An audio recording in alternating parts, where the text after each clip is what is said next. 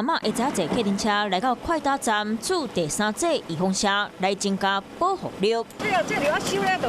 够亲像这个阿嬷行动无方便，爱坐轮椅，为了让愈侪时大人愿意出门驻预防车，大量市若设真侪快达站，毛带伫咧装卡的民众会当预约坐免钱的客运车来驻预防车。 方便老人家，有时候真的家里那边没有空的话，或是长辈比较不方便的话，我是觉得是不错。政策挺好啦，挺好势，觉得对独居老人应该是比较有帮助啦。就是平常他可能小孩都在外地工作啊，然后这个时候也不方便回来。 带他来打疫苗的话，我觉得是也是不错的。客运车拢总有15条路线，通位47间快达站。若是住伫咧雾峰、龙井、清水、沙鹿、到新社、东势、太平、潭子、含大安的民众，拢会当预约。服务的时间是下晝7点到10点，一台客运车会当载4个民众。若是载满，支付得加派客运车来载人。